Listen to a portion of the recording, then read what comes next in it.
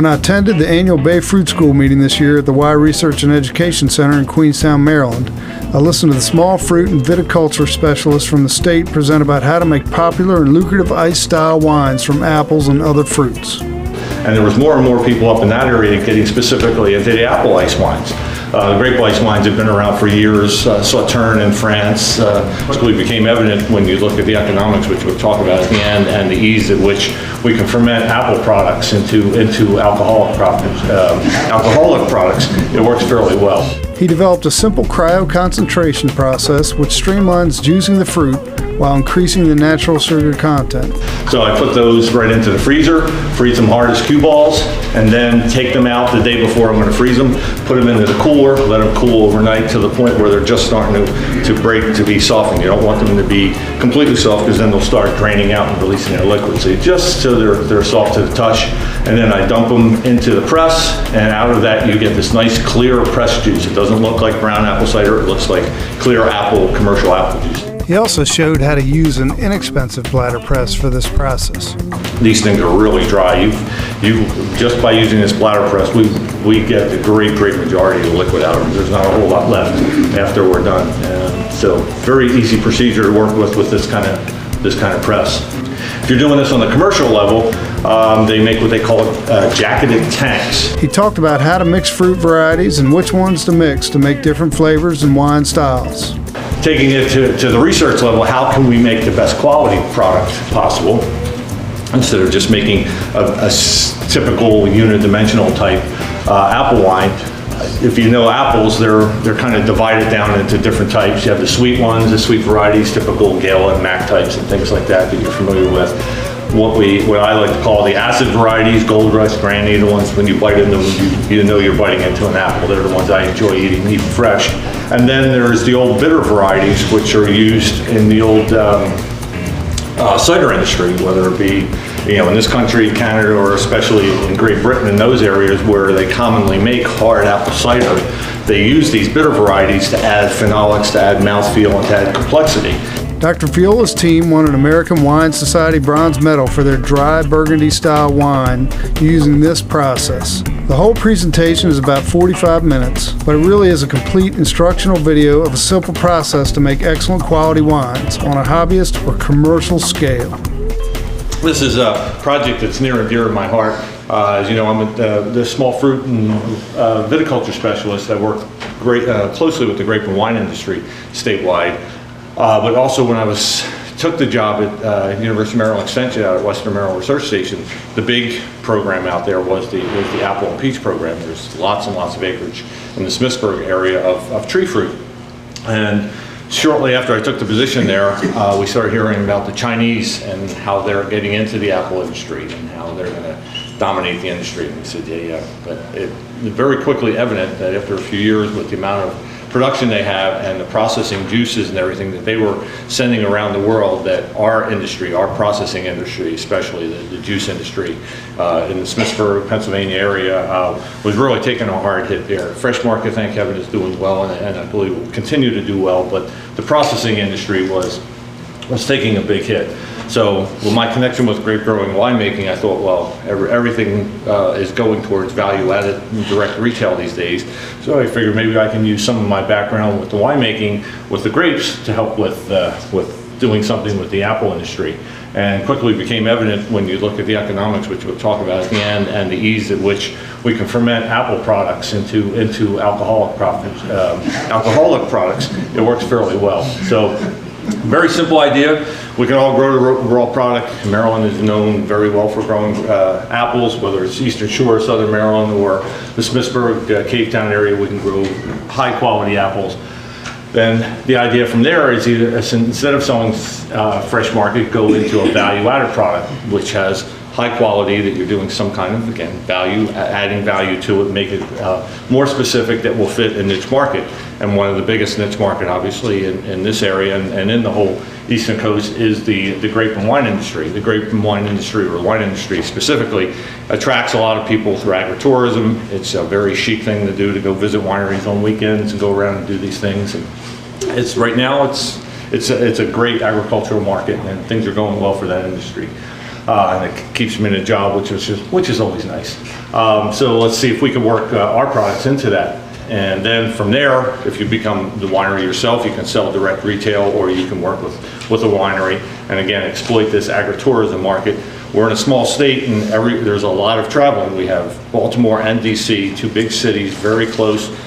So a lot of the places we have within the state are very close, from a close, couple hour drive at most from the cities. Plus, of course, there's this little thing called Ocean City that I believe attracts a few million people each year going by. So some great opportunities to exploit that. So I started looking into the market for ice wines in general, trying to figure what's the best value-added product we can go for, because apple wines themselves have been on the market for years, and they're just not very exciting, and you're not going to build a big market around those. But the big thing that was starting to gain momentum in right around 2000, past that, was what they called ice wines. These, for grapes, were actually grapes that were grown on the vine and are allowed to sit on the vine post-harvest, and then actual freeze on the vine, harvest while they're still frozen, and turn them into these really delicate and wonderful wines. Very concentrated. These bottles you see here are half-size bottles, really sweet but balanced, nice wines. And they really started gaining interest up in the Finger Lakes area of New York, as well into the Niagara Peninsula, where they can do this consistently each year because they get freezing types of conditions. The rules for growing what they call true ice wines up in the Niagara Peninsula and on Finger Lakes are very stringent. To do that, you actually have the grapes or the apples have to be frozen on the tree, have to be below 24 degrees when you harvest them, and then they have to be processed and maintained below 24 degrees during the whole processing procedure. So they have to be on the tree, hard frozen for a few days, and then harvested while still frozen. In Niagara, they actually tease about having what they call the ice wine police, that if you are not watching the rules, if you're not harvesting below a certain temperature, maintaining these temperatures, they can come in and allow you, or say you cannot put the word ice wine on that particular wine label because it's not officially going by their rules. So it is pretty stringent rules, and it's trying to protect a very high quality product that works quite well for them. Looking even more in right around 2005, 2006, I started looking more specifically for apples, and there was more and more people up in that area, again in the New York and Niagara area, getting specifically into the apple ice wines. The grape ice wines have been around for years. Sauterne in France, Trockenbeer in Germany. The sweet grape wines have been around for a long time, but the apple products weren't quite there. And it was great to see these guys producing 100% apple wines, and whether they were from the base apple wines all the way through to the ice wines. But you can see the apples on the tree there, still just being frozen and going according to the rules, and taking it to the next step, not only producing an apple ice wine, but starting doing varietal specific ice wines or blends of specific types, sparkling here on the right, all different types of levels of sugars, acids, and things like that. So really getting, not only doing the straight ice wines, but making them highly detailed based on varieties and things that were extra special from the area where they were coming from. And there was the good news that we were seeing. We're talking the lowest prices we were seeing were $20, $24, $25, $26 a bottle, and some of the specific ones we just saw there are the single orchard, single variety types. We're getting as high as $40 to $50 bottle for the apple. The grape ice wines, that's not uncommon to get those prices. I've seen $65, $70, $80 for grape ice wines, but seeing the apples get up into this $40 range, and again, this is for a half bottle. This was really encouraging to think its potential.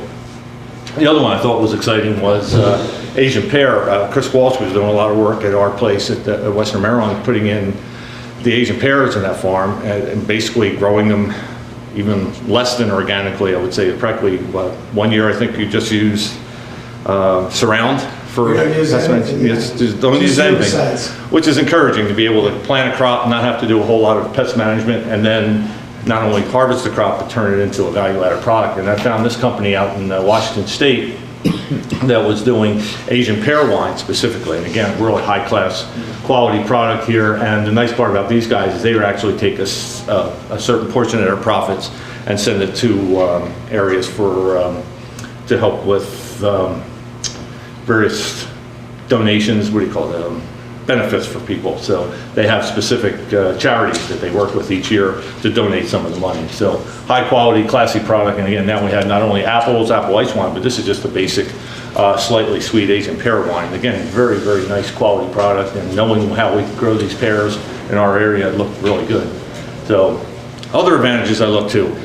Obviously, when we're looking for the fresh market, or the American public is regretfully very, very spoiled and expects perfect apples. You know, little blemishes here and there are not real acceptable. And it happens, you know, we have, I think you've heard it today, a few insects, a few diseases that can actually affect our apples grown in Maryland. So there are very, very many years we have either surplus fruit because the fresh market isn't what it needs to be, or we have a high year of production, or for some reason there's some inferior quality that the fresh market isn't taking them, whether it's reaching a certain size, blemishes due to insect diseases or hail or whatever it may be, proper level of ripeness or sweetness, or just drops before we're able to get them. So there's a lot of opportunities for sub-quality fruit that we can take and process, and when you're processing the fruit, the aesthetics doesn't matter at all. All we're looking for is the quality of the juice. So we can take stuff that normally from a fresh market would be completely unacceptable and use that into our value-added product, which makes the value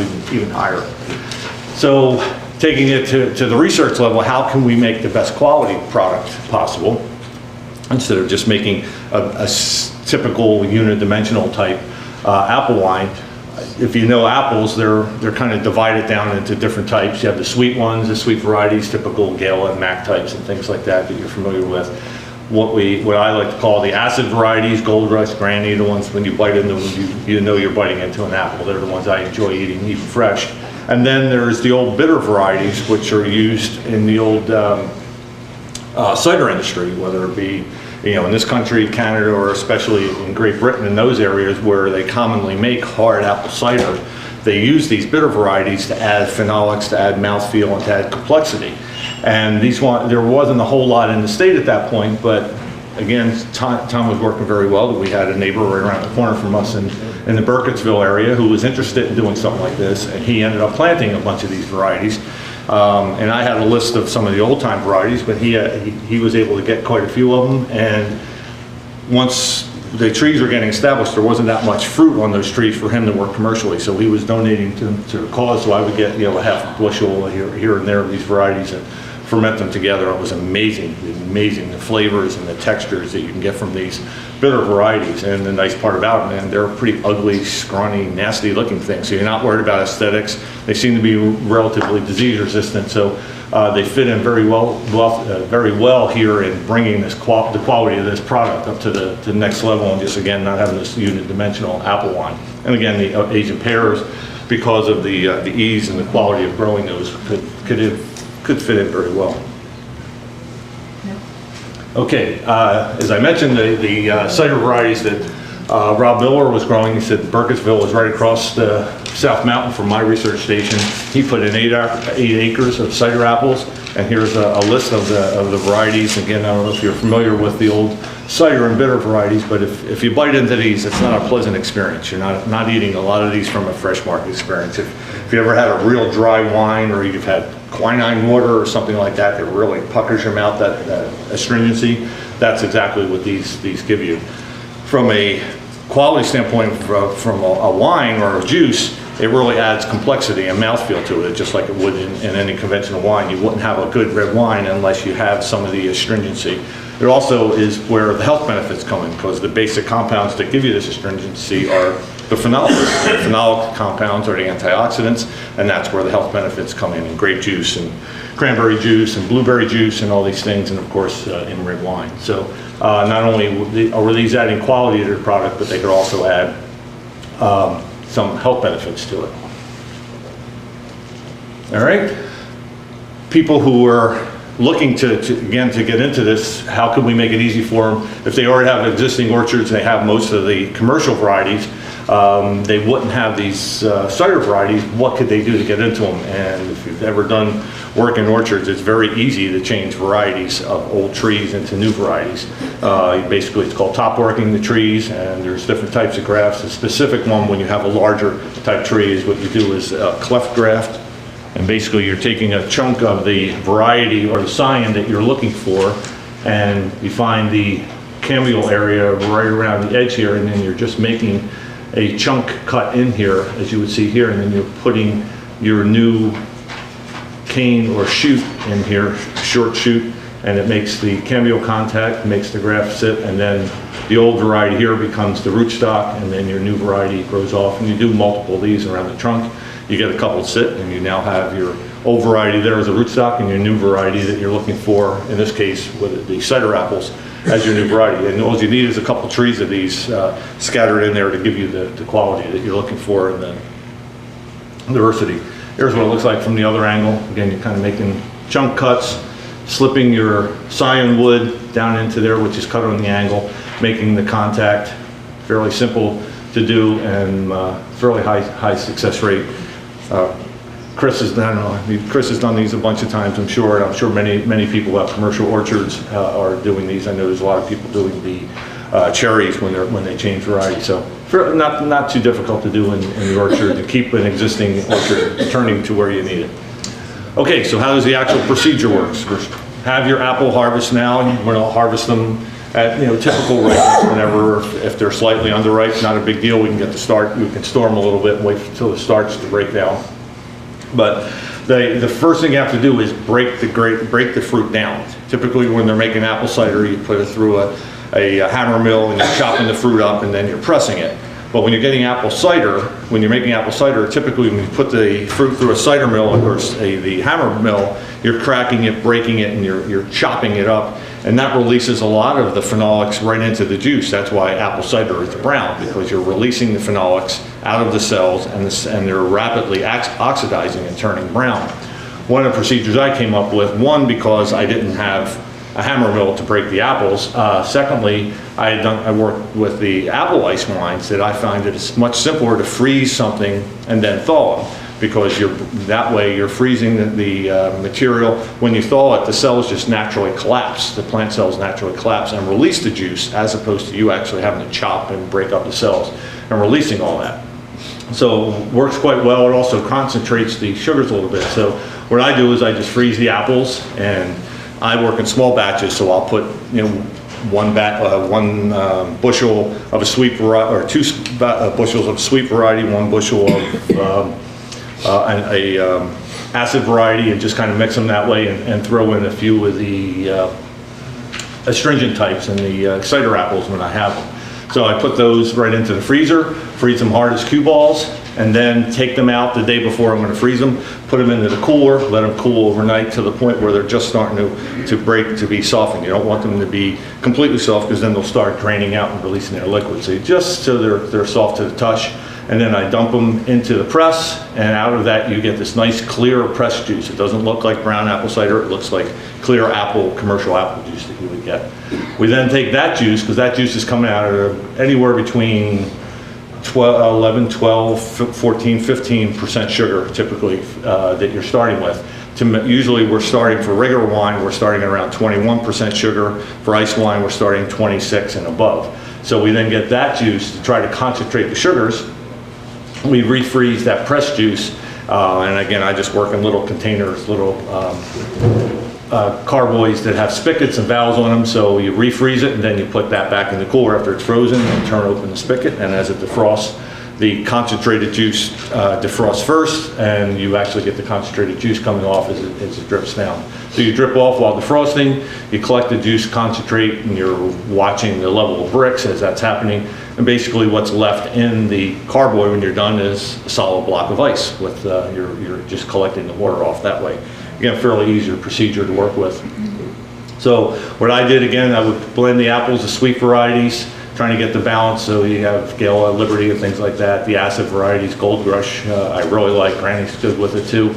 And then when I have them, preferably for quality, is to get some of the bitters in there, and I would do different combinations. And again, very simple procedure. There's a box freezer that I have doing small batches, and we would just put the whole bushel of the apples in there, and within 2 or 3 days, these things would be as hard as cue balls. You can get the apple, drop it, and it'll bounce back up to you. And take them out when you're ready to go the night before, put them in the cooler, and they slowly defrost, and the next morning we're ready to dump them into my press. I use a typical bladder press that I use for the grapes. Inside here, I'll show you in the next picture, is a rubber bladder. You hook it up to a water hose, and you slowly turn it on. Water pressure goes into the bladder. Bladder increases, pushes the apples that are in there against the side of these slats. Juice comes down and comes out, and you put a collecting bucket, and you're ready to go. And here's what it looks like. Here's the big black bladder as it's slowly coming off now. We've already pressed the apples and we're pulling it back, so the water is going out of the bladder. And you can see what's left of the apples. They were just there and they were pressed against it, and these things are really dry. You've just by using this bladder press, we get the great majority of the liquid out of it. There's not a whole lot left after we're done. And so very easy procedure to work with this kind of press. Then this is, as I mentioned, that's the first juice you get when we put the juice back in a carboy, back in the freezer, and then pull it out to defrost again. And this is the cryo-concentration that we talked about, so they're not officially ice wines, but they're ice wine styles. So what happens as they're slowly defrosting, the ice will stay here and all the juice concentrate, you can see the kind of color change here, slowly works its way down the bottom, drips out, and this is the collecting bucket. And we just keep monitoring the level of sugar in there. The first couple drips will be 45–50% sugar, 45 or 50 bricks, and we just keep monitoring this bucket as it drips, and when it'll start at 45 or 50 and slowly move its way down. When we get to the point where we want to be, again for regular wines around 20, 21, for ice wines 26 to 30, we shut off the spigot and we're ready to go, and you just dump what's left in there. Now you have the juice concentrate at the particular bricks or sugar level you're looking for, and then you have to start the fermentation. If you're doing this on the commercial level, they make what they call jacketed tanks. Okay, these little dimple things that you see here, this is an extra level, an extra layer of stainless steel that's on here. And in between the inside layer of the stainless steel and this jacket, you can run glycol or cold water through these. So you can either freeze the apples in there initially, or you can put the grape juice or the apple juice after you press it, put it in there, raise the temperature up, get the glycol up, freeze it in there, and then just open the bottom spigot and get it to drip out. It also gives you the opportunity after you do that to put the juice back in there, and you can ferment at a really low temperature and maintain all the volatiles and the aromas that you're looking for in the ice wine. So, you know, and these are as little as, this is about 100 gallons here, and these can go up to, I believe, 5–6,000 gallons, depending on the size of the effort that you're working with. So, commercial scale, not easy, or very easy to gear up to where you need to be. So I keep talking about. Is the fermentation longer in the cold? I'll get into the fermentation. Yeah, I'm just still working on getting the juice ready at that point. We'll give you the details. Cryo-concentration, I keep talking about that. What are the advantages? Why are we doing this? One, we're starting with, we're increasing the sugars, but we're not adding any commercial sugar to it. This is just apple sugars. So the idea is we're pressing apples, we're getting a certain number of gallons of juice, and then we're cryo-concentrating that. So we're actually, instead of adding or getting a certain juice and just adding sugar to get up to where we need to be, we're just concentrating our product that we're trying to use, our raw product, and using more and more. So if you need to do 100 gallons of ice wine, you're starting with, say, 300 gallons of the apple juice to start with. So you're actually using more of the actual byproduct or natural product that we're starting with. So we're concentrating the sugars, we're concentrating the flavors, especially the volatile components that give the apples their flavor. We're concentrating nutrients during the fermentations. Clarity, as I mentioned, with this freezing and thawing, we're getting nice clear juice. We're not getting a lot of phenolics in there. I remember the first time I did it, I used a black carboy to collect the juice coming off the press. And usually with grape wine, after you crush and press it, you put it in there and you get it, and you let it settle for 2 or 3 days in the cooler, and then you start what they call racking it off. You get a tube and you stick it down in there, you start the siphon or suction, and you slowly move it down because the clear juice is on the top and all the solids have settled to the bottom. So I was doing that the first time with the apple juice, and it was in a black container, so I couldn't see through it, and I'm tilting it and getting to the bottom and waiting for the solids to start coming down, and there were absolutely no solids. It was just solid clear juice all the way to the base. So that was really cool that it worked out the way I expected to with the clear juice, and it was even better than I expected. So clarity works to your advantage if you don't have to use any chemicals in the wine industry or adding fining agents and other things to drop those solids to get back to the clear product that you would if you started with a cider that had the brownness in it. all natural product, of course, because you're working with just all apples. You don't have to add anything. And just, again, the more you concentrate, we're just using more of the apples that we're trying to get rid of in the first place. So now we're going into the fermentation. This is where the wine experience comes in, and that there's lots of different ways of doing the fermentation. You have the type of yeast that you use, the temperature you're controlling, whether you're using oak barrels or stainless steel. There's lots of variability that you could do to get that base juice into the final wine product that you're working with. These are two yeasts that I start with. These are my favorite yeasts for making dry white Chardonnays, Burgundy style wines. So I use these because, again, dry white Chardonnays are very simple to dry white apple wines in that the characteristics are very simple. So I was saying if I'm going to do Chardonnay this way, I'm going to try the same thing when I'm trying to make the dry wine. So these are my two favorite yeasts for the dry wines. Then for the ice wines, I started working with Scott Labs and Lallemand, and they have a lot of designer type yeast that they've developed. They go to various areas of the world, Sauternes, they go to Burgundy, Brunello in Italy, Brunello di Montalcino, Barolo. They go to various regions of the world where they make famous wines, and they see if they can select specific yeast that only grow in fermentations in that particular area. Because many areas of the world have been doing these fermentations for hundreds, almost even close to 1,000 years in many cases. So the yeast strains that have developed to give you the natural aromas and flavors of a Sauterne or Burgundy are there in that region, and they've proven they've been able to go in to various wild fermentations in those areas, collect the yeast, dry them, and then clone them to the point where they can actually come up with specific yeast from specific areas. So they've also worked with yeast that can tolerate colder temperatures, because for ice wines, you want to ferment at a really low temperature. You want to be in the low 50s to maintain the aromatics. Most dry wines are fermented usually in the 60s and 70s, red wines up in the 80s even. So to get that fermentation down in the low 50s, a lot of times yeasts aren't happy, the commercial yeast, so they actually develop strains like R2 and D80 that are really good at low temperatures, and that works well for us. We're also working at a higher level of sugar. Usually, again, with grape wines, we're in the 18 to 24 range. And here with these ice wines, we're talking 26 to 32. So you have this osmotic relationship because you have so much more sugar. If you put normal yeast in there, a lot of times it would just explode or not be very happy and give you some really nasty aromas and flavors. So we had some strains that I was able to get from Scott Labs and Lallemand that are really conducive and have been selected for working under these conditions. And then we started working with some, taking it to the next level of getting these wines up to higher levels of alcohol as it would be in a white port or in a sherry type situation, getting 16, 17, 18%. And again, trying to find yeast that will tolerate the alcohol. So lots of different toys and organisms to play with, and they work quite well. So for the glass fermented type, we just use the typical glass Carboys, and they're basically do not add anything. Whatever is in there as far as the juice is concerned, that's the quality and the flavors you'll get. When we're doing grape wines, of course, barrel fermenting is a big thing because of the oak flavors, the aromas, and the air that you get through the barrels. Barrel fermentation is a huge part of the industry when you're making especially dry white wines and some red wines. So we figured, again, we can do the same things. These are little 5-gallon barrels that we can try to see, we can simulate what we're doing in the grape industry. By the way, a 5-gallon French oak barrel is about $220, so it's a fairly expensive experiment when you're working at that level.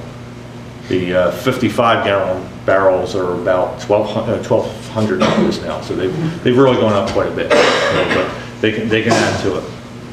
So the thing is with the winemaking, okay, once you get the fermentation going, you're starting with this real high sugar. You have a lot of acids, of course, in the apple, and a very strong malic acid is the main acid, so you have a good flavor there and a good feel in your mouth. So what you're looking for during the fermentation is to get this balance. People say, I don't like sweet wines, I don't like dry wines, but the critical thing in the wine is to get the acid base that you have, because that's not going to change during fermentation, but the sugar will ferment. Most of the sugar will be turned to alcohol, and whatever sugar you're left with, you need to have a certain amount of sugar to balance that acid. And you can never say an exact number. Basically, it just comes by taste, and you just have to get in there and see what the level of acid is as the sugar is fermenting off, and you can start tasting the acid or feeling the acid more and more and more as you're going through that. And then when you get to the point where you think that balance is correct, you just stop the fermentation either by, you add sulfur to it, you can filter it, or you drop the temperature, say below 25 degrees Fahrenheit, and that will stop the fermentation where you need it at the proper balance. And you can monitor with various techniques that we have for hydrometers and stuff that can measure the sugar changes, and fairly easy to keep good track of that. But best way to do it is to use your palate and actually taste the stuff. So what have we come up with over the years and the different types of products we're trying? First, we started with making hard ciders. Fairly common one. This would be just getting the apple juice, pressing the apples, pressing them. Again, you mentioned 12, 14, 15 bricks. That's perfect for apple cider. You don't have to do any cryo-concentration. You just get the raw apple juice, hit it with one of the yeasts, let it ferment down to dryness, clarify, and within 10, 14 days, you have a fermented, fairly clear, even hard cider to work with. Very easy to make, and then you can go from there if you want to re-sweeten it and add flavors to it. We've added raspberry flavor, we've added hazelnut flavor, we've done all kinds of things because American palate doesn't usually like plain old apple ciders. So we flavored them to see if we can get people to like those and come up with some interesting combinations there. One of my favorite wines was this dry white Burgundy style. Again, the most famous white wine in the world is Chardonnay, produced in Burgundy, France, and it's called white Burgundy. So we made, and one of the normal characteristics when they describe that is apple and pear, the aromas of these wines. So we figure, okay, well, we're already halfway there since we're actually working with apples and pears.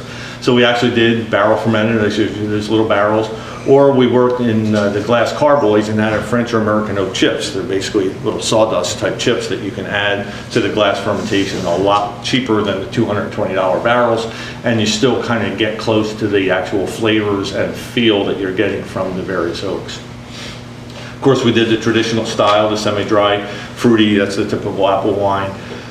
Since blush wines and rosé wines are so hot these days, we blended a little bit of red grape wine in to give that style, and I have one of those that we'll show you today. And then the big push, of course, was to make these ice wine or dessert style wines. These are the ones that are really popular these days, show the best value as far as turning that raw product into a high quality product, and also it's just there's less competition than up in here. People who like dry white Burgundy, when they take apple wines, or it's hard to impress them. Where it's very easy to come up with as good an ice wine with apples as it is any great wine. I've shown that many times. So after we have that ice wine, we can then turn that into a white port by basically just fortifying it by adding a little bit of alcohol, and then doing the same thing, fortifying it and cooking it or Madeirizing it, getting a little bit of that oxidation, and you can make a Madeira or sherry. And again, all these things work very, very well. And I'll show you real quickly just how we did those. Dry Burgundy, again, press frozen juice, defrost the apples, typical combination, concentrate it from 15 up to 21 bricks, barrel fermented to dryness in an American barrel, added some French oak chips, and protected against malolactic fermentation. Very similar to what you would do for a white Burgundy style grape wine. Very simple to do, fairly easy procedures, and we won some medals with this wine. Surprised a lot of people that we were able to get that close to a grape style wine with the apples. Again, the normal dry, off dry, slightly sweet, fruity apple wine. Same basic procedure, only we concentrated again, glass fermented, and we stopped the fermentation to keep a little bit of residual sugar, or we added some apple juice concentrate back to do that. And we use specific strains that maintain the apple flavor of those. And again, blended some red in to blush it. And again, we won wines at the American Wine Society amateur competition with those. Asian pear, similar procedure, multiple genotypes, multiple varieties that we use. Organic and conventional didn't seem to matter. We used, again, the same type of yeast, and we did dry wines as well as the ice wines with these, and did a bunch of blending experiments post-fermentation to see if there was a whole lot of difference. But the Asian pears are pretty consistent in their character, not as nearly as much difference as the apple varieties that we were working with. And then, of course, the big one we were looking at, and that's the one I was most excited about, was the ice wine. We cryo-concentrated from the initial juice up to 28 bricks, ferment it with the specific R2 ice wine yeast, stop the fermentation. In this case, the first batch at around 12 to 13, so we went from 28 down to 13, so that's about 15% loss. So we're about 7 or 8% alcohol, 9% alcohol with a good amount of residual sugar, and that had a real nice balance. So that's where we ended up with the alcohol and with the optimal sugar balance.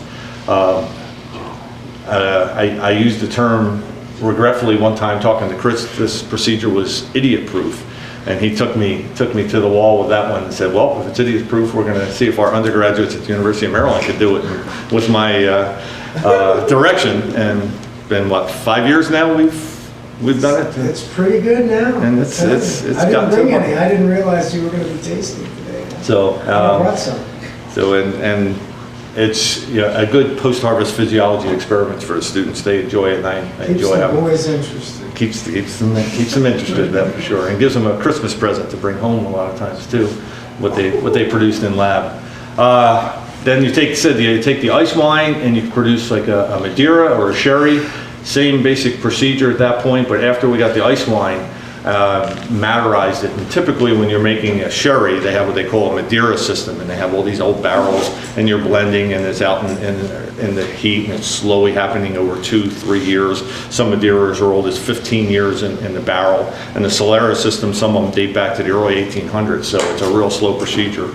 Of course, research-wise, in Americans, we want to do things fast. So I stuck it in an oven for 2 weeks at 138 degrees and basically produced the same thing. We took this nice clear amber color thing and turned it into this dark brown caramelized wine, and it really surprised me how well it worked just in that shorter period of time. It made a very nice Madeira style wine out of this apple. And then we fortified it by adding some grain alcohol to it to get up to the 16-17% alcohol. Or he said in other years we actually used yeast that brought the level up automatically to that and fermented it all the way down. Whoops, one down. And then finally the ice port, and I have one of those again to taste today. Same thing, make the ice wine, and right at the end stop the fermentation with alcohol and bring the final alcohol up to 16%, so you don't have to worry about putting it in the cold, doing all the filtering. When you add the alcohol, that kills the yeast, brings it up to the 16-17% final alcohol, and you're ready to go with that one. And this one's won a bunch of medals also with the American Wine Society. So to give you a final idea of what I talked about as far as the economics, and this is the fun part as far as I'm concerned, of course these numbers are not including what it would cost to buy all the equipment and the license for the selling the wine and everything, but this is just the raw product calculations, okay? My experimental batches, we start with about 5 bushels, about 220 pounds of apples, and again, these are seconds and everything. What would you expect to pay for processing apples? Anyone sold processing apples recently? 10 cents a pound, reasonable guess? Okay, well that's what we worked in the estimate here. So we got 220 pounds of apples at about 10 cents a pound, and that was price that I heard recently that people were getting in 2011. Was also the same price that I heard in 2004 when I first started doing this. So now you have 225 pounds of, or 225 pounds, excuse me, of apples. When you do the freezing and thawing, it comes out to about 18 gallons of juice at about 15% sugar.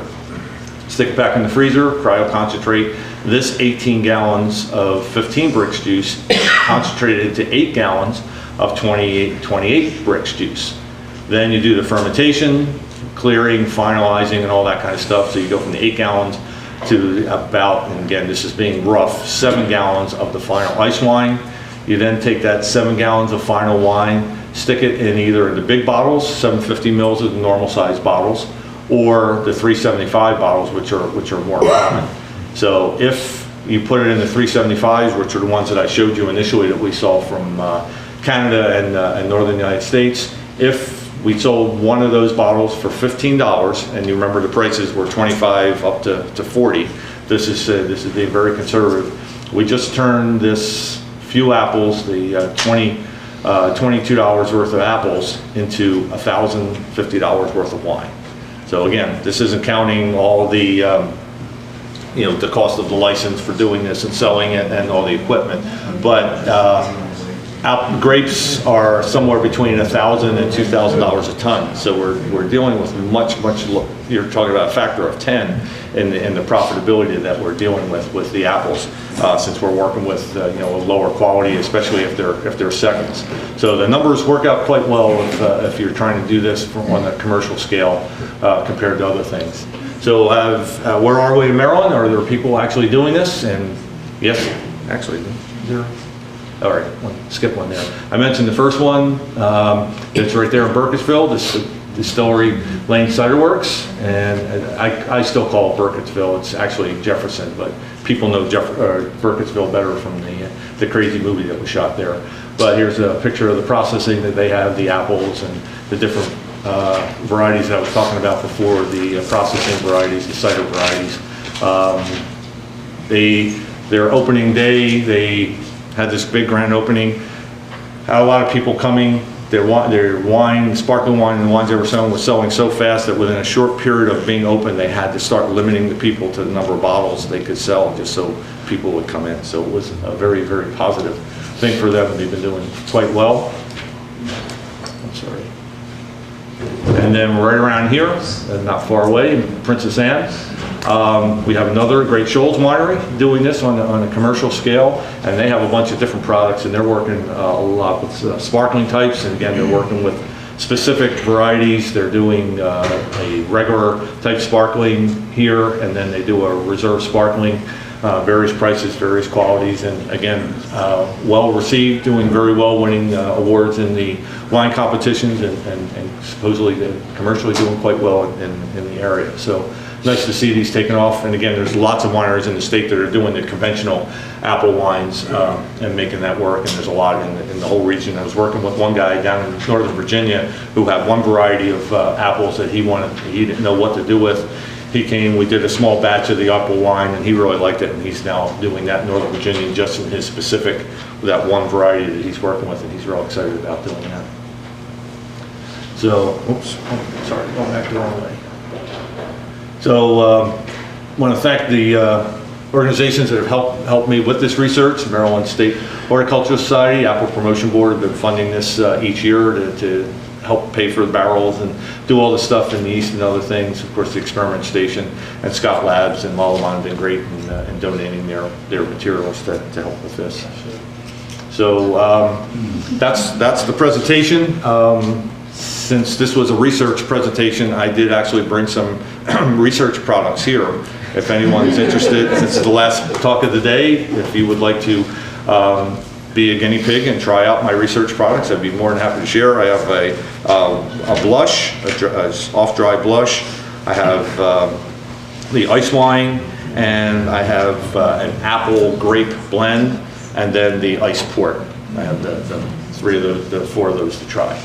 So, more than welcome, and I'd be more than happy to answer some questions if anyone has any. Any questions for Joe? Hey, Joe, I've always wondered about the English cider types because they're so short season. How do they manage those? Do they harvest them and store them until the other stuff comes in, or? Mm-hmm. And the thing is, you can start processing. You can make the wine or the cider out of those, and then just do the final blend when you're ready.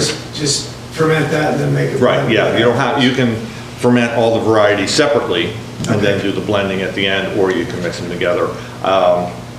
Because of when we're harvesting the apples, I'm in the middle of grape season, so I like to just get the apples, put them in the cooler for a couple months, and then when they actually develop more sugar, as you know, the starch breaks out. So I usually like by October. I'm sorry? Cox and Gravenstein pick about the first week in August. I mean, that's really early stuff. Mm-hmm. Yeah, when we were getting the stuff, we were just getting them and throwing them in the freezer right away, just leaving them in there. But yeah, we could freeze them, thaw them, process them, have that wine, and then blend as we were going. So yes, you don't have to ferment them all together. You can do them separately and do your blends at the end. So Yes. are there any ice wine labeling regulations that, especially in this area, are coming that?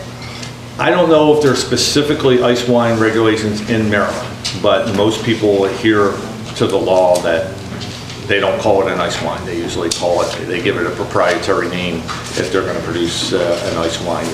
There's 4 or 5 wineries doing ice grape, and they give them proprietary names.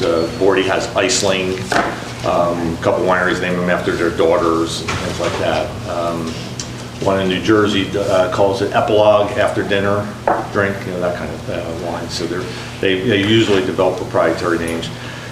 From the wine industry standpoint, America never agreed to the international standards. Like, we still give wines names like Burgundy, Champagne, and that kind of stuff, which no one else in the world does. Burgundy comes from Burgundy, France. Champagne comes from Champagne, France.